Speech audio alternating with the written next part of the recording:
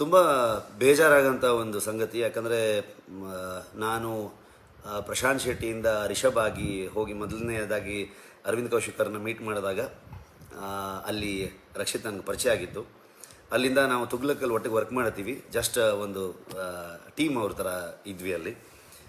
Cinema release ಆಗೋ ಹಂತಕ್ಕೆ ಬಂದಾಗ ರಕ್ಷಿತ್ ಏನೇನು ವರ್ಕ್ ಮಾಡ್ತಾ ಇದ್ದ ಅದನ್ನು ನೋಡಿ ನನಗೆ ತುಂಬ ಖುಷಿ ಆಯಿತು. ಸಿನಿಮಾ ನಾವು ಅಂದ್ಕೊಂಡ ರೀತಿಯಲ್ಲಿ ತಲುಪಲಿಲ್ಲ. ಆಗ ತುಂಬ ಬೇಜಾರು ಮಾಡ್ಕೊಂಡಿದ್ದ ರಕ್ಷಿತ್. ಸೊ ಆವತ್ತಿಂದ ಆ್ಯಕ್ಚುಲಿ ನಾನು ಅವನು ಜೊತೆ ಆದ್ವಿ. ಅಲ್ಲಿಂದ ನಮ್ಮ ಜರ್ನಿನ ನೀವು ಅಡ್ರೆಸ್ ಮಾಡ್ಕೊಂಡೇ ಬಂದಿದ್ದೀರ. ಇಲ್ಲಿವರೆಗೆ ತಲುಪಿಸಿದ್ದು ನೀವೇ, ನಮ್ಮಿಬ್ಬರನ್ನ, ನಮ್ಮ ಇಡೀ ತಂಡವನ್ನು. ಆದರೆ ಒಂದು ಅಲ್ಲಿಂದ ನಾವು ನೆಕ್ಸ್ಟು ಉಳಿದವ್ರ ಕಣ್ಣಂತೆ ಮಾಡ್ತೀವಿ. ಅಲ್ಲಿ ಒಂದಷ್ಟು ಫೇಸ್ ಮಾಡೋ ಥರ ಆಗುತ್ತೆ ನಮಗೆ.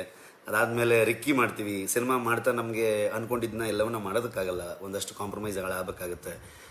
ನನಗೂ ಫಸ್ಟ್ ಫಿಲ್ಮ್ ಅವಾಗ ಡೈರೆಕ್ಷನ್ ಮಾಡಿದ್ದು. ಸೊ ಅಲ್ಲಿಂದ ನೆಕ್ಸ್ಟು ರಿಕ್ಕಿ ಮಾಡ್ತೀವಿ. ರಿಕ್ಕಿ ಮಾಡಾದ್ಮೇಲೆ ಕಿರಿಕ್ ಪಾರ್ಟಿ ಮಾಡ್ತೀವಿ. ಕಿರಿಕ್ ಪಾರ್ಟಿ ಮಾಡೋಕ್ಕೆ ಹೊರಟಾಗ ಒಂದು ದೊಡ್ಡ ಜರ್ನಿ ಶುರು ಆಗುತ್ತೆ ನಮ್ಮದು. ಸಿನಿಮಾ ಮಾಡೋಕ್ಕೆ ಹೊರಟಾಗ ನಮಗೆ ಬಜೆಟ್ ಸಿಗ್ತಿರಲಿಲ್ಲ, ಇನ್ವೆಸ್ಟರ್ ಸಿಗ್ತಾ ಇರಲಿಲ್ಲ. GS ಗುಪ್ತಾ ಅವರು ನಮಗೆ ಇನ್ವೆಸ್ಟರ್ ಆಗಿ ಬರ್ತಾರೆ. ಸೊ ರಕ್ಷಿತ್ ಅವನ ಪ್ರೊಡಕ್ಷನ್ ಪ್ಲ್ಯಾನ್ಗಳಾಗಲಿ, ಅವನು ಯಾವ ಥರದಲ್ಲಿ ಬೆಳ್ಕೊಂಡು ಬರ್ತಾ ಇದ್ದ, ಇದನ್ನು ತುಂಬ ನೋಡಿ ಖುಷಿಪಟ್ಟು GS ಗುಪ್ತಾ ಅವರು ಪರಮ ಸ್ಟುಡಿಯೋಗೆ ಇನ್ವೆಸ್ಟ್ ಮಾಡೋದಕ್ಕೆ ಬರ್ತಾರೆ. ಆ್ಯಂಡ್ ಇಡೀ ಟೀಮು ತುಂಬ ಒಂದು 150 ಜನರ ತಂಡ ನಮ್ಮದು. ಶೂಟಿಂಗ್ ಶುರು ಮಾಡಬೇಕಾದ್ರೆ ನಾವು ಕಾಸ್ಟ್ ಆಫ್ ಪ್ರೊಡಕ್ಷನ್ ಏನು ಮಾಡಬೇಕು ಅಂತ ಅಂದ್ಕೊಂಡು ಹೊರಟಾಗ ಕಾಸ್ಟ್ ಎಷ್ಟು ಬರುತ್ತೆ ಸಿನಿಮಾಗೆ ಅಂತ. ಸರ್, ಈಗ ಇನ್ವೆಸ್ಟ್ಮೆಂಟ್ ಎಷ್ಟು ತರೋಣ ಅಂತಂದರೆ ಕಾಸ್ಟ್ ಆಫ್ ಪ್ರೊಡಕ್ಷನ್ ಎಷ್ಟಾಗುತ್ತೆ ಅಷ್ಟು ಮಾತ್ರ ತರೋಣ ಅಂತ. ಸೊ ಉಳಿದವ್ರಿಗೆ ರೆಮ್ಯುನರೇಷನ್ ಎಲ್ಲ ಹೇಗೆ. ಸೊ ಎಲ್ಲರೂ ಶೇರ್ ಬೇಸಲ್ಲಿ ವರ್ಕ್ ಮಾಡೋಣ ಅಂತ ಆಗುತ್ತೆ. ಈ ಸಿನಿಮಾ ನಾವೊಂದು ತುಂಬ ಡೀಸೆಂಟ್ ಬಜೆಟಲ್ಲಿ ಈ ಸಿನಿಮಾನ ಮಾಡಿ ಮುಗಿಸ್ತೀವಿ. ಸಿನಿಮಾ ರಿಲೀಸ್ ಆಗುತ್ತೆ. ತುಂಬ ದೊಡ್ಡ ಮಟ್ಟದ ಹಿಟ್ಟನ್ನು ಮಾಡ್ತಿರೋದನ್ನು, ಅಂದರೆ ಕೆಲವೊಂದಷ್ಟು ಇಂಡಸ್ಟ್ರಿ ಹಿಟ್ಗಳ ಸಾಲಿಗೆ ಅದನ್ನು ತೊಗೊಂಡೋಗಿ ನೀವು ಸೇರಿಸ್ತೀರ. ಸೊ ಈ ಸಂದರ್ಭದಲ್ಲಿ ಪ್ರಾಫಿಟ್ ತುಂಬ ಏನು ಹೇಳ್ಬೋದು, ಹೈಯೆಸ್ಟ್ ಪ್ರಾಫಿಟ್ ಮಾಡಿರೋಂಥ ಸಿನಿಮಾಗಳ ಲಿಸ್ಟಲ್ಲಿ ಅಗ್ರಗಣ್ಯವಾಗಿ ನಿಂತ್ಕೊಳ್ಳುತ್ತೆ. ಆಗ ರಕ್ಷಿತ್ ಇನಿಷಿಯಲಿ ಏನು ಪ್ರಾಮಿಸ್ ಮಾಡಿದ್ದ ಸುಮಾರು 1 ವರ್ಷಗಳ ಹಿಂದೆ, ಆ್ಯಂಡ್ ಇದಾಗಬೇಕಾದ್ರೆ ಸಿನಿಮಾ ರಿಲೀಸ್ ಟೈಮಿಗೆ ಪುಷ್ಕರ್ ಅವರು ಕೂಡ ಬಂದು ಜಾಯ್ನ್ ಆಗ್ತಾರೆ. ಅವರ ಬ್ಯಾನರಿಂದ ಪ್ರೆಸೆಂಟ್ ಮಾಡ್ತಾರೆ ಅದನ್ನು. ಅವರು ಇದು ಏನು ಒಂದು ಅಡ್ವಾನ್ಸನ್ನು ಮಾಡಿ ಒಂದು ಸ್ಟೇಕ್ಸ್ ತೊಗೊಳ್ತಾರೆ ಅದರಲ್ಲಿ, ಇಷ್ಟು ಪರ್ಸೆಂಟೇಜ್ ಅಂತ ರಿಲೀಸ್ ಮಾಡೋದಕ್ಕೆ.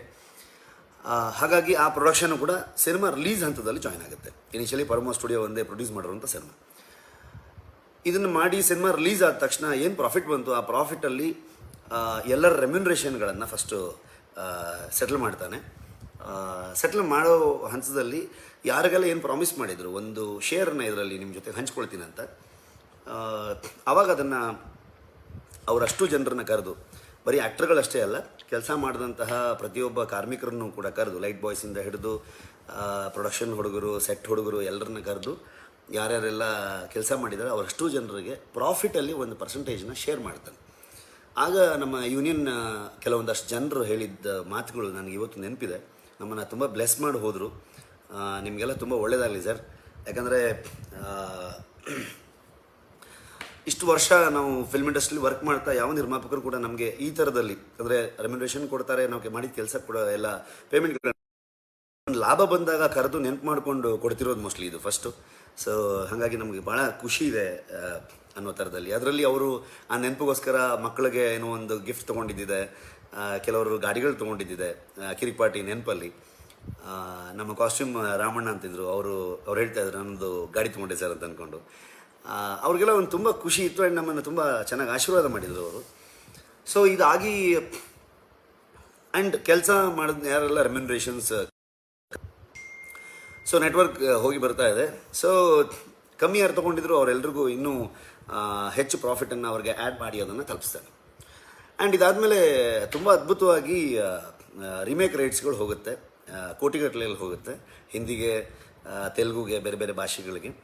ಅದನ್ನು ನಾವು ಯಾರೂ ಕೂಡ ದುಡ್ಡನ್ನು ತೊಗೊಳ್ಳಲ್ಲ. ಸ್ಪೆಷಲಿ ರಕ್ಷಿತ್ದು ಮೇಯ್ನ್ ಕಂಟೆಂಟ್ ಆಗಿರೋದ್ರಿಂದ ಅದರದ್ದು ಇಂಟೆಲೆಕ್ಚುವಲ್ ಪ್ರಾಪರ್ಟಿ ಅವಂದಾಗಿರುತ್ತೆ. ಆ್ಯಂಡ್ ಅದ್ರ ಜೊತೆಗೆ 7 ನಾಟ್ಸ್ ಕೂಡ ಸೇರ್ಕೊಂಡಿರುತ್ತೆ. ಸೊ ಇಲ್ಲೇನು ಮಾಡ್ತಾನೆ, ಈ ಅಮೌಂಟನ್ನು ಒಂದು ಬ್ಯಾಂಕಲ್ಲಿ ಹಾಕಿ ಅಲ್ಲಿಂದ ಪ್ರೊಡಕ್ಷನ್ ಹೌಸ್ ಕಡೆಯಿಂದ ಒಂದಷ್ಟು ರೈಟರ್ಗಳಿಗೆ ಸ್ಯಾಲ್ರಿ ಕೊಡೋದಕ್ಕೆ ಶುರು ಮಾಡ್ತಾನೆ. ಅಂದರೆ ರೈಟರ್ಸ್ಗಳಿಗೆ ನಮ್ಮಲ್ಲಿ ಸಪೋರ್ಟ್ ಸಿಗಲ್ಲ, ತುಂಬ ಅವ್ರ ಲೈಫ್ ಸ್ಟೇಬಲ್ ಆಗಿರಲ್ಲ, ಎಲ್ಲೆಲ್ಲೋ ಕೆಲಸ ಮಾಡ್ತಾ ಇರ್ತಾರೆ, ಕೆಲಸ ಬಿಟ್ಕೊಂಡು ಬಂದರೆ ಎಲ್ಲಿ ಸ್ಯಾಲ್ರಿ ಸಿಗಲ್ಲ, ಈ ಥರದ ಇಶ್ಯೂಸ್ಗಳು ನಾವು ಫೇಸ್ ಮಾಡ್ತಾನೆ ಇದ್ವಿ. ಹಾಗಾಗಿ ರಕ್ಷಿತ್ ಏನು ಮಾಡ್ತಾನೆ, ಅವ್ರಿಗೆ ಈ ದುಡ್ಡನ್ನು ನಾವು ಯಾರೂ ಪರ್ಸ್ನಲಿ ಯೂಸ್ ಮಾಡ್ಕೊಳ್ಳದೆ ಅದನ್ನು ರೈಟರ್ಸ್ಗಳಿಗೆ ಹೋಗಲಿ. ಸೊ ಅಲ್ಲಿಂದ ಇಲ್ಲಿವರೆಗೆ ಆಲ್ಮೋಸ್ಟ್ 2016ಇಂದ 21 ಈಗ ಇಲ್ಲಿವರೆಗೆ ರೈಟರ್ಸ್ಗಳಿಗೆ ಪರಮ ಸ್ಟುಡಿಯೋಸಿಂದ ಸ್ಯಾಲ್ರಿ ಹೋಗ್ತಾ ಇರೋದು ಆ ಒಂದು ರೈಟ್ಸಿಂದ ಬಂದಂಥ ಹಣದಿಂದ. ಓಕೆ, ಸೊ ಇದಾದಮೇಲೆ ಅವನೇ ಶ್ರೀಮನ್ ನಾರಾಯಣ ಸಿನಿಮಾ ಶುರುವಾಗುತ್ತೆ. ಸಿನಿಮಾ ಶುರುವಾಗಿ ಈ ಕತೆ ನಾನು ಹೇಳಲೇಬೇಕಾಗತ್ತೆ, ಬಿಕಾಸ್ ನಾನು ಅಬ್ಸರ್ವ್ ಮಾಡ್ತಾ ಇದ್ದೆ. ದಿವಾದರವ್ರು ನೀವು ಕೇಳಿದ ಪ್ರಶ್ನೆಗೆ ಹೇಳ್ತಾ ಇರೋದು ನಾನಿದು.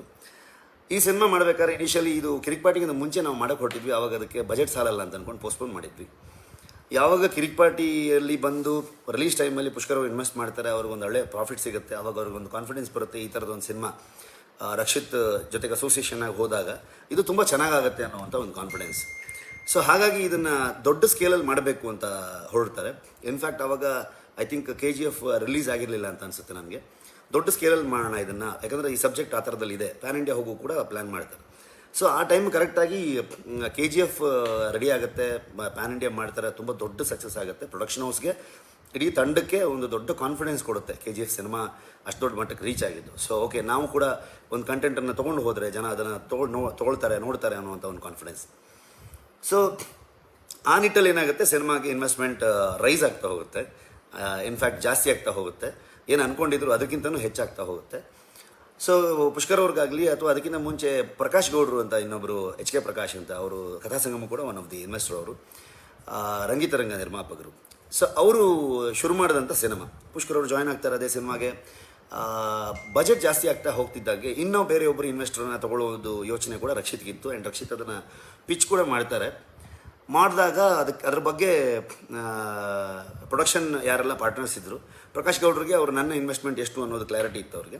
ಪುಷ್ಕರ್ ಅವ್ರಿಗೆ ಇಲ್ಲ, ನಾನೇ ಇದನ್ನು ಪುಲ್ ಮಾಡ್ತೀನಿ ಇನ್ವೆಸ್ಟ್ಮೆಂಟ್ನ ಅನ್ನೋ ಒಂದು ಯೋಚನೆಗೆ ಹೋಗ್ತಾರೆ.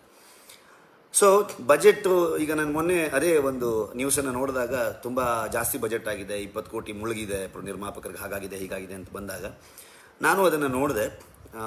ಇನ್ಫ್ಯಾಕ್ಟ್ ಸಿನಿಮಾದ ಬಜೆಟ್ ಜಾಸ್ತಿ ಆಗಿದ್ದಲ್ಲ, ಸಿನಿಮಾಗೆ ಹಣದ ಮೇಲಿನ ಇಂಟ್ರೆಸ್ಟ್ ಜಾಸ್ತಿ ಆಗಿರೋದ್ರಿಂದಾಗಿ ಅಲ್ಲಿ ಲಾಸು ಲಾಭಗಳ ಲೆಕ್ಕಾಚಾರದ ಒದ್ದಾಟ ಕಾಣಿದೆ ಅಲ್ಲಿ. ಓಕೆ, ಅದರ್ವೈಸ್ ಸಿನಿಮಾಗೆ ಆ್ಯಕ್ಚುಲ್ ಬಜೆಟ್ ಏನಾಗಿರುತ್ತೆ ಅದ್ರ ಬೇಸ್ ಮೇಲೆ ಸಿನಿಮಾ ಖಂಡಿತವಾಗ್ಲೂ ಪ್ರಾಫಿಟ್ ಮಾಡ್ತಿತ್ತು ಅನ್ನೋ ಥರದ್ದು ಒಂದು ಲೆಕ್ಕಾಚಾರನೂ ಇತ್ತು.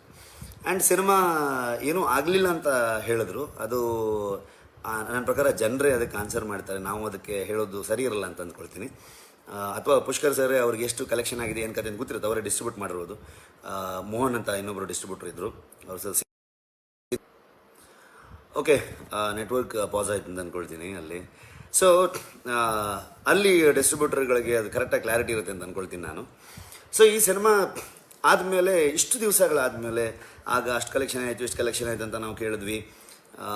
ಸಿನಿಮಾದ್ದು ತುಂಬ ದೊಡ್ಡ ಮಟ್ಟದಲ್ಲಿ ಪ್ರಾಫಿಟ್ ಮಾಡಿದೆ ಅನ್ನೋದು ಕೇಳಿದ್ವಿ. ಇಷ್ಟು ದಿನ ಆದಮೇಲೆ ಈಗ ಯಾಕೆ ಈ ವಿಷಯ ಬಂತು ಅನ್ನೋದು ನನಗೂ ಕೂಡ ಭಾಳ ಶಾಕಿಂಗ್ ಆಗಿತ್ತು.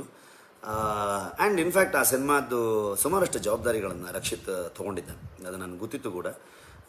ಇದರ ಜೊತೆಗೆ ಚಾರ್ಲಿ ಮಾಡ್ತಾಯಿದ್ರು, ಸಪ್ತಸಾಗರ ಆಚೆ ಶುರುವಾಗಿತ್ತು. ಈ ಎಲ್ಲ ಸಿನಿಮಾಗಳು ಪುಷ್ಕರ್ ಸರ್ ಕೂಡ ತುಂಬ ಸಿನಿಮಾಗಳನ್ನು ಪ್ರೊಡಕ್ಷನ್ ಮಾಡ್ತಾಯಿದ್ರು, ಒಂದು 4-5 ಸಿನಿಮಾಗಳು ಅವ್ರದ್ದು ರೆಡಿ ಇದೆ ಇವಾಗ. ಸೊ ಆ ಒಂದಷ್ಟು ಪ್ರೆಷರ್ಗೆ ಅವ್ರಿಗೆ ಇದಕ್ಕೆ ಇನ್ವೆಸ್ಟ್ಮೆಂಟ್ ಪಿಚ್ ಮಾಡೋದು ಜಾಸ್ತಿ ಕಷ್ಟ ಆಗುತ್ತೆ ಅಂದಾಗ ಎಷ್ಟೆಷ್ಟು ಇನ್ವೆಸ್ಟ್ ಮಾಡಿದ್ದಾರೆ. ಆ್ಯಂಡ್ ಇದ್ರ ಜೊತೆ ಕೆಲಸ ಮಾಡಿದಂಥವ್ರದ್ದು ರೆಮ್ಯುನರೇಷನ್ಸು ಅವೆಲ್ಲ ಸುಮಾರಷ್ಟು ವಿಷಯಗಳು ಬಾಕಿ ಇತ್ತು. ಇದೆಲ್ಲವನ್ನು ಸೇರಿ ನನಗೆ ಗೊತ್ತಿದ್ದ ಪ್ರಕಾರ ಒಂದು 20-21 ಕೋಟಿ ರಕ್ಷಿತ್ ಆ್ಯಕ್ಚುಲಿ ಸೆಟಲ್ ಮಾಡಿದ್ದ ಬೇರೆ ಬೇರೆ ಸಿನಿಮಾಗಳದ್ದು ಮುಖಾಂತರವಾಗಿ. ಸಪ್ತಸಾಗರ ಆಚೆ ಆಗ್ಬೋದು ಅಥವಾ ನಿಮಗೆ ಚಾರ್ಲಿ ಆಗ್ಬೋದು, ಪುಷ್ಕರ್ ಸರ್ ಏನೇನು ಸ್ಟೇಕ್ಸ್ಗಳಿತ್ತು ಅದರಲ್ಲಿ, ಇವುಗಳಿಗೆ. ಸೊ ಯಾಕೆ ಇದನ್ನ ಹೇಳ್ತಾ ಇದ್ದೀನಿ ಅಂತಂದರೆ, ಸೊ ಎಷ್ಟೋ ಜನ ಪ್ರೊಡಕ್ಷನ್ ಅವ್ರಿಗೆ ಒಂದಷ್ಟು ದುಡ್ಡುಗಳು ಬಾಕಿ ಇತ್ತು, ಕಮಿಟ್ಮೆಂಟ್ ತುಂಬ ಹೆವಿ ಆಗಿತ್ತು, ಸುಮಾರಷ್ಟು ಸಿನಿಮಾಗಳು ಶೂಟಿಂಗಾಗಿ ನಿಂತಿತ್ತು, ಇನ್ನೂ ರಿಲೀಸ್ ಆಗಿರಲಿಲ್ಲ. ಈ ಸಿನಿಮಾದ ಮೇಲೆ ತುಂಬ ಬರ್ಡನ್ ಇತ್ತು ಅದರದ್ದು. ಸೊ ಒಂದು ಪ್ರೊಡಕ್ಷನ್ ಅಂತಂದಮೇಲೆ ಆ ಕಷ್ಟ ನಷ್ಟಗಳಿರುತ್ತೆ, ಅದನ್ನೊಬ್ಬ ನಿರ್ಮಾಪಕ ಫೇಸ್ ಮಾಡ್ತಾರೆ. ಆ್ಯಂಡ್ ಪುಷ್ಕರ್ ಸರ್ ಅದನ್ನು ತುಂಬ ಚೆನ್ನಾಗಿ ಮಾಡಿದ್ರು. ಬಟ್ ಎಲ್ಲೋ ಒಂದು ಕಡೆಗೆ ನಾನು ಕೇಳಿದ್ರೆ ತುಂಬ ಬೇಜಾರಾಗಿದೆ ಏನಂತಂದರೆ, 20 ಕೋಟಿ ಮುಳುಗಿಸ್ಬಿಟ್ಟ ಒಬ್ಬ ನಿರ್ಮಾಪಕಂದು ಅಂತ ರಕ್ಷಿತ್ ಮೇಲೆ ಒಂದು ಆಪಾದನೆ ಮಾಡೋದಕ್ಕಿಂತ ಮುಂಚೆ ಒಂದು ಸಣ್ಣ ಕ್ಲಾರಿಟಿ ತೊಗೊಂಡಿದ್ರೆ ತುಂಬ ಚೆನ್ನಾಗಿರ್ತಿತ್ತು. ಯಾಕಂತಂದರೆ ನಮ್ಮದೊಂದು ಸಣ್ಣ ಸಿನಿಮಾ ಇಂಡಸ್ಟ್ರಿ, ಇಲ್ಲಿ ನಾವೆಲ್ಲರೂ ಒಬ್ಬರೊಬ್ಬರ ಮಾರ್ಗದರ್ಶನ ಒಬ್ಬರು ಜರ್ನಲಿಸ್ಟ್ ನಮಗೆ ಎಷ್ಟೋ ಜನ ನಮಗೆ ಮಾರ್ಗದರ್ಶನ ಮಾಡಿದಂಥದ್ದಿದೆ. ಸಿನಿಮಾದವರಾಗಲಿ ಜರ್ನಲಿಸ್ಟ್ಗಳಾಗಲಿ ಎಲ್ಲರೂ ಒಂದು ಕುಟುಂಬದಂತೆ ಕೆಲಸ ಮಾಡಿದ್ರೆ ಮಾತ್ರ ಜನರನ್ನು ತಲುಪಕ್ಕೆ ಸಾಧ್ಯ ನಮಗೆ. ಸೊ ಹಾಗಾಗಿ ತುಂಬ ಬೇಜಾರಾದಂಥ ಒಂದು ಸಂಗತಿ ಅದು ನನಗೆ. ಯಾಕಂದರೆ ರಕ್ಷಿತ್ ಇಷ್ಟು ದುಡ್ಡು ಕೊಟ್ಟಾಗ ಇದು ಇನ್ಫ್ಯಾಕ್ಟ್ ನಾರಾಯಣದ್ದು ಒಂದ್ರದ್ದಲ್ಲ ವಿಷಯ, ಬೇರೆ ಬೇರೆ ವಿಷಯಗಳಿಗೆ ಸೇರಿಕೊಂಡಿತ್ತು. ಇದ್ರ ಬಗ್ಗೆ ಎಲ್ಲೂ ಆಚೆಗೆ ಬರೋದೇ ಇಲ್ಲ. 20 ಕೋಟಿ ಪುಷ್ಕರ್ ಸರ್ಗೆ ಅವನು ಸೆಟಲ್ ಮಾಡಿದಾಗ ಸರಿ ಓಕೆ ಯಾಕೆ ಬರ್ತಿಲ್ಲ ಇದು. ನಾನು ನನ್ನ ಸ್ನೇಹಿತರುಗಳು ರಕ್ಷಿತ್ ಕೇಳಿದ್ದಿದೆ, ಓಕೆ ನೀನು ಇದು ಇಷ್ಟು ಸೆಟಲ್ ಆಗಿರೋ ವಿಷಯ ಯಾಕೆ ಆಚೆ ಬರ್ತಾ ಇಲ್ಲ, ನಾಳೆ ದಿವಸ ರಾಂಗ್ ಮೆಸೇಜ್ ಹೋಗ್ಬೋದು. ಯಾಕಂದರೆ ಉಳಿದವರು ಕಂಡಂತೆ ವಿಚಾರದಲ್ಲೂ ಕೂಡ ಇಂಥದ್ದೇನೋ ಒಂದು ಬಂದಿತ್ತು ಸುದ್ದಿ. ಆ್ಯಂಡ್ ಇನ್ಫ್ಯಾಕ್ಟ್ ಒಬ್ಬ ನಿರ್ಮಾಪಕರಿಗೆ ಇವನು ಚೆನ್ನಾಗಾದಮೇಲೆ ಅವ್ರ ಮನೆಗೆ ಹೋಗಿ ಅವರು ತೊಂದರೆಯಲ್ಲಿದ್ದಾಗ ಇವನು ಒಂದು ಮಾಡಿದಂಥ ಸಹಾಯಗಳು ಇದೆ. ಓಕೆ, ಆ್ಯಂಡ್ ಇದ್ರ ಬಗ್ಗೆ ನಾವು ಯಾರೂ ರಿಯಾಕ್ಟ್ ಮಾಡಬಾರ್ದು ಅಂತ ಇದ್ವಿ. ಎಷ್ಟರ ಮಟ್ಟಿಗೆ ಇದು ಹೋಯಿತು ಅಂತಂದಾಗ ತುಂಬ ಇದ್ರ ಬಗ್ಗೆ ಮಾತುಕತೆ ಚರ್ಚೆ ಕ್ಲಬ್ ಹೌಸಲ್ಲಿ ಅಲ್ಲಿ ಇಲ್ಲಿ ಎಲ್ಲ ಕಡೆ ನಡೀತಾ ಇದೆ. ಐ ಥಿಂಕ್ ಮೊದಲು ನಾವು ಅಂದ್ಕೊಂಡಿದ್ದು ನಾವು ನಮ್ಮ ಕೆಲಸ ಮಾಡೋಣ, ಮಿಕ್ಕಿದ್ದು ಯಾವುದಕ್ಕೂ ರಿಯಾಕ್ಟ್ ಮಾಡೋ ಅವಶ್ಯಕತೆ ಇಲ್ಲ. ಜನರಿಗೆ ಗೊತ್ತಿರುತ್ತೆ. ಯಾಕಂದರೆ ಇವತ್ತು ಈ ಥರದೊಂದು ವಿಷಯ ಆದಾಗ ನನ್ನ ಪ್ರಕಾರ ಆ ಒಂದು ಸಂಸ್ಥೆಯಲ್ಲೂ ಕೂಡ ಬೇಸರದ ಸಂಗತಿ ಮೂಡಿರುತ್ತೆ ಅಂತ ಅಂದ್ಕೊಳ್ತೀನಿ. ಯಾರು ಈ ಕಾರ್ಯಕ್ರಮನ ಮಾಡಿದ್ರು, ಹೇಳಿದ್ರು, ಮಾತಾಡಿದ್ರು ಅದ್ರ ಬಗ್ಗೆ, ಅದರ ಚಾನಲ್ ಹೆಡ್ ಆಗಲಿ ಅವರೆಲ್ಲರಿಗೂ ಕೂಡ ಅದ್ರ ಬಗ್ಗೆ ಬೇಸರ ಇದೆ. ಯಾಕಂದರೆ ನಾನು ಎಲ್ಲರ ಜೊತೆಗೆ ಕನೆಕ್ಷನಲ್ಲಿ ಇರುವಂಥ ಒಬ್ಬ ಮನುಷ್ಯ. ಸೊ ಹಾಗಾಗಿ ಅವರು ಇವತ್ತು ಅದ್ರ ಬಗ್ಗೆ ಸಾರಿ ಫೀಲ್ ಮಾಡ್ತಿರಬಹುದು. ಬಟ್ ಒಬ್ಬ ಮನುಷ್ಯನ ಬಗ್ಗೆ ಮಾತಾಡೋದಕ್ಕಿಂತ ಮುಂಚೆ ಒಂದು ಸ್ವಲ್ಪ ಯೋಚನೆ ಮಾಡಿದ್ರೆ ತುಂಬ ಚೆನ್ನಾಗಿರುತ್ತೆ. ಯಾಕಂತಂದರೆ ಅವನಿಗೂ ಒಂದು ಕುಟುಂಬ ಇರುತ್ತೆ, ಅವನ ಫ್ಯಾಮಿಲಿ, ಅವನ ರಕ್ಷಿತ ಅಮ್ಮ, ಅವನ ಅಪ್ಪ ಆಗಲಿ, ಅಣ್ಣ ಆಗಲಿ, ಅವನ ಫ್ಯಾಮಿಲಿ ಆಗಲಿ, ಮಗನ ಬಗ್ಗೆ ಈ ಥರದಲ್ಲಿ ಮಾತಾಡಿದಾಗ ತುಂಬ ಬೇಜಾರಾಗುತ್ತೆ, ತುಂಬ ಹರ್ಟ್ ಮಾಡ್ಕೊಳ್ತಾರೆ. ಇದನ್ನು ತುಂಬ ಹರ್ಟ್ ಆಯಿತು ಕೂಡ. ನಮ್ಮ ಸರ್ಕಲಲ್ಲಿ ತುಂಬ ಇದ್ರ ಬಗ್ಗೆ ಡಿಸ್ಕಷನ್ನು ಮಾಡಿದ್ವಿ. ನಾನು ಆ್ಯಕ್ಚುಲಿ ಹೊರಗಡೆ ಲೊಕೇಶನ್ಸ್ಗೆ ಹೋಗಿದ್ದೆ ನನ್ನ ಹೊಸ ಸಿನಿಮಾಗೆ. ಈಗ ನಾನು ಬಂದು ನನ್ನ ಬರ್ಡೇ ಇದ್ದಿದ್ದರಿಂದ ನನ್ನ ಫ್ಯಾಮಿಲಿ ಜೊತೆಗೆ ಟೈಮ್ ಸ್ಪೆಂಡ್ ಮಾಡೋಕ್ಕಾಗಿತ್ತು, ಅದಕ್ಕೋಸ್ಕರ ಬಂದಿದ್ದೆ ನಾನು. ಸೊ ಈಗ ಬಂದು ಎಲ್ಲವನ್ನು ನೋಡ್ತಿದ್ದಾಗ ಓಕೆ ಇದು ತುಂಬ ರಾಂಗಾಗಿ ಹೋಗ್ತಾ ಇದೆಯಲ್ಲ ಅಂತ ಅಂದ್ಕೊಂಡು, ಆಮೇಲೆ ತುಂಬ ಜನ ಆ ಒಂದು ಮಾಧ್ಯಮ ಸಂಸ್ಥೆ ಬಗ್ಗೆ ತುಂಬ ಕೆಟ್ಟದಾಗಿ ಮಾತಾಡಿದಂಥದ್ದು ನಾನು ನೋಡಿದ್ದೆ. ಯಾರ ಬಗ್ಗೆನೂ ನಾವು ಕೇವಲವಾಗಿ ಮಾತಾಡೋದು ತಪ್ಪಾಗುತ್ತೆ. ಸೊ ದಯವಿಟ್ಟು ಯಾರು ಮಾಡಬೇಡಿ. ಅವರವರು ಮಾಡಿದ್ದು ಅವರೇ ಅದನ್ನು ನೋಡ್ತಾರೆ, ಅವರೇ ಅನುಭವಿಸ್ಬೇಕಾಗಂಥ ವಿಷಯ ಅದು. ಆ್ಯಂಡ್ ಅವರು ಕೂಡ ಅದ್ರ ಬಗ್ಗೆ ಕ್ಷಮೆ ಕೇಳ್ತಾರೋ ಅಥವಾ ರಕ್ಷಿತ್ 11ಕ್ಕೆ ಹೇಳ್ತೀನಿ ಅಂತ ಹೇಳಿದ್ದಾನೆ. ಸೊ ಅದು ರಕ್ಷಿತ್ ಕಾಲ್. ಸೊ ಇಲ್ಲಿ ನನ್ನ ಕೆಲಸ ಇಷ್ಟೇ. ನೀವು ಕೇಳಿದ್ದ ಪ್ರಶ್ನೆಗೆ ಯಾಕೆ ಇದಾಯಿತು, ಯಾಕೆ ಏನು ನಿಮ್ಮ ರಿಯಾಕ್ಷನ್ ಅಂತಂದರೆ ಇದೆ. ಇಷ್ಟು ಈವನ್ ಕೋವಿಡ್ ಆದಾಗಲೂ ಕೂಡ ಇದೆಲ್ಲ ಕಾರ್ಮಿಕರನ್ನ ಕರೆದು ಅವನ ಪ್ರೊಡಕ್ಷನ್ ಅಂಡರ್ ಕೆಲಸ ಮಾಡ್ತಿದ್ದವ್ರು, ಕೆಲಸ ಇದ್ದೇ ಇರೋರಿಗೆ ಪ್ರತಿಯೊಬ್ಬರಿಗೂ 5,000 ದುಡ್ಡು ಕೊಟ್ಟು ಕಳಿಸ್ತಾ ಇದ್ದ ಅವನು. ಇದನ್ನು ಎಲ್ಲೂ ಪಬ್ಲಿಸಿಟಿ ಮಾಡ್ತಿರ್ಲಿಲ್ಲ ಅವನು. ಓಕೆ, ಸೊ ಅವನಿಗೆ ಇಷ್ಟವೂ ಇಲ್ಲ ಇದ್ರ ಬಗ್ಗೆ ಪಬ್ಲಿಸಿಟಿ ಮಾಡೋವಂಥದ್ದು. ನನಗೆಲ್ಲೋ ಅನಿಸಿದ್ದು ತುಂಬ ಒಬ್ಬ ವ್ಯಕ್ತಿಯನ್ನು ಅಷ್ಟು ಕೇವಲವಾಗಿ ಮಾತಾಡೋದು ಎಲ್ಲೋ ಒಂದು ಕಡೆಗೆ ಮಾತಾಡೋವ್ರಿಗೆ ಶೋಭೆ ತರಲ್ಲ ಅಂತ ಅಂದ್ಕೊಳ್ತೀನಿ ನಾನು. ಇನ್ನೊಂದು ಏನಂತಂದರೆ ಜನರಿಗೆ ಗೊತ್ತು ರಕ್ಷಿತ್ ಏನು ಅಂತ ಅಂದ್ಕೊಂಡು ಇಲ್ಲಿವರೆಗೆ ಏನು ಕೆಲಸ ಮಾಡಿದ್ದಾನೆ ಅಂತ. ಆ್ಯಂಡ್ ಇನ್ಫ್ಯಾಕ್ಟ್ ಇವತ್ತು ನಂದೊಂದು ಸಂದರ್ಭ ಇದು, ನಿಮ್ಗಳನ್ನ ಮಾತಾಡುವಂಥ ಒಂದು ಅವಕಾಶ ಸಿಕ್ಕಿದೆ ನನಗೆ. ಜೊತೆ ಕೆಲಸ ಮಾಡಿರುವಂಥ ಬೇರೆ ಬೇರೆ ನಿರ್ದೇಶಕರು, ಹೇಮಂತ್ ರಾವ್ ಅವರಾಗಲಿ, ಯೋಗರಾಜ್ ಭಟ್ರಾಗಲಿ, ಸುನಿ ಅವರಾಗಲಿ, ಒಂದು ಸಿನಿಮಾ ಡೈರೆಕ್ಷನ್ ಮಾಡಿದ್ದಾರೆ, ಒಂದು ಸಿನಿಮಾ ಪ್ರೊಡಕ್ಷನ್ ಮಾಡಿದ್ದಾರೆ. ಸಚಿನ್ ಆಗಲಿ, ಸಚಿನ್ಗೆ ಇನ್ನೂ ಬೆಟರ್ ಕ್ಲಾರಿಟಿ ಇರುತ್ತೆ ಎಸ್ನಲ್ಲಿ ಏನೇನು ಆಗಿತ್ತು, ಏನು ಕತೆ, ರಕ್ಷಿತ್ ಎಂಥ ಮನುಷ್ಯ ಅನ್ನೋದ್ರ ಬಗ್ಗೆ. ಇದು ಕೆಲವೊಂದು ಜನರ ಮನಸ್ಥಿತಿ ಹೇಳುತ್ತೆ. ರಿಯಾಕ್ಟ್ ಮಾಡಬೇಕಾದ್ರೆ, ಹೇಳಬೇಕಾದ್ರೆ ಅವ್ರು ಏನು ತೊಗೊಂಡಿದ್ರು, ಏನು ಹೇಳ್ತಾ ಇದ್ದಾರೆ ಸೊಸೈಟಿಗೆ, ನಮಗೇನು ಲಾಭ ಆಗಿದೆ, ನಮಗೇನು ನಷ್ಟ ಆಗಿದೆ ಅನ್ನೋದನ್ನ ಹೇಳ್ತಾರಲ್ವ. ಸೊ ಅದು ಅವರವರ ಮನಸ್ಥಿತಿ. ಸತ್ಯ ಅನ್ನೋದು ಒಂದೆಲ್ಲ ಒಂದು ಸಾಚೆ ಮುಂದೆ ಬರುತ್ತೆ. ಸೊ ಅದಕ್ಕೆ ರಕ್ಷಿತ್ ಯಾವತ್ತೂ ತಲೆ ಕೆಡಿಸ್ಕೊಳ್ಳೋ ಮನುಷ್ಯ ಅಲ್ಲ. ಯಾವತ್ತೂ ಅವನು ನನ್ನ ಕೆಲಸ ಆಯಿತು, ನನ್ನ ಕೆಲಸ ಅದ್ರ ಬಗ್ಗೆ ಮಾತಾಡುತ್ತೆ ಅಂತಲೇ ಹೊರಟವನು. ನೋಡೋಣ ಅವನು ಏನು ರಿಯಾಕ್ಟ್ ಮಾಡ್ತಾನೆ ಅಂತ ನಾನು ವೆಯ್ಟ್ ಮಾಡ್ತಾ ಇದ್ದೀನಿ.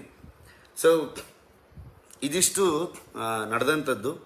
ಇಲ್ಲಿ 20 ಕೋಟಿ ಮುಳುಗಿಸಿರೋದ್ರ ಬಗ್ಗೆ ಖಂಡಿತವಾಗ್ಲೂ ನನ್ನ ಅಬ್ಜೆಕ್ಷನ್ ಇದೆ. 20 ಕೋಟಿ ಉಲ್ಟಾ ಪ್ರೊಡ್ಯೂಸರ್ಗೆ ಸಹಾಯ ಆಗೋ ರೀತಿಯಲ್ಲಿ ಬೇರೆ ಬೇರೆ ಸಿನಿಮಾದಲ್ಲಿ ಅವ್ರ ಕಮಿಟ್ಮೆಂಟಲ್ಲಿದ್ದಾಗ ಆ 20 ಕೋಟಿಯನ್ನು ರಕ್ಷಿತ್ ಅವನ ಕೈಯಲ್ಲಿರುವಂಥ ದುಡ್ಡನ್ನು ಅವನು ಕೊಟ್ಟು ಅವ್ರಿಗೆ ಸಹಾಯ ಮಾಡಿದ್ದ. ಇದ್ರ ಬಗ್ಗೆ ಎಲ್ಲೂ ಬರಲಿಲ್ಲ. ಐ ಥಿಂಕ್ ಇದು ಈ ಜಾಗ ಬಿಟ್ಟರೆ ಇನ್ನೆಲ್ಲೂ ಬರಲ್ವೇನೋ ಅಂತ ಅಂದ್ಕೊಂಡೆ ನಾನು. ಹಾಗಾಗಿ ಇಲ್ಲಿ ಹೇಳ್ತಾ ಇದ್ದೀನಿ ಇದನ್ನು. ಇನ್ಫ್ಯಾಕ್ಟ್ ರಕ್ಷಿತ್ ಜೊತೆಗೆ ನಾನು ಈ ವಿಷಯನ ಚರ್ಚೆ ಮಾಡಿದಾಗ ಜನ ಮಾತಾಡ್ತಾ ಇದ್ದಾರೆ, ನಾನೇನು ಮಾತಾಡೋದಿದೆ ಅಲ್ಲಿ. ಜನರು ಗೊತ್ತಿರುತ್ತಲ್ಲ ನಾನು ಪಾನ್ ಬಿಡಾನ ಅಥವಾ ಏನು ಎತ್ತ ಅಂತ ಅನ್ನೋದು ಜನರು ಗೊತ್ತಿರುತ್ತೆ. ನಾವು ಅದಕ್ಕೆ ರಿಯಾಕ್ಟ್ ಮಾಡೋದು ತಪ್ಪಾಗುತ್ತೆ. ಸೊ ಈ ರಿಯಾಕ್ಟ್ ಯಾವ ರೀತಿ ಮಾಡಬೇಕು ಅಂತಂದರೆ ಅದಕ್ಕೊಂದು ಟೈಮ್ ಬರುತ್ತೆ. ಆ ಟೈಮಲ್ಲಿ ನಾನು ಮಾಡ್ತೀನಿ ಅದನ್ನ ಅನ್ನೋ ಥರದಲ್ಲಿ ಇದ್ದಾನೆ. ಓಕೆ, ಹೋಪ್ಫುಲಿ ನಿಮಗೆ ವಿಷಯಗಳು ಸಿಕ್ಕಿದೆ ಅಂತ ಅಂದ್ಕೊಳ್ತೀನಿ ನಾನು. ಈ ಮಾಹಿತಿ ನಿಮಗೆ ಇಷ್ಟ ಆದರೆ ಕೋಸ್ಟಲ್ ಕನ್ನಡ ಪೇಜ್ಗೆ ವಿಸಿಟ್ ಮಾಡಿ, ಸಬ್ಸ್ಕ್ರೈಬ್ ಬಟನ್ಗೆ ಕ್ಲಿಕ್ ಮಾಡಿ.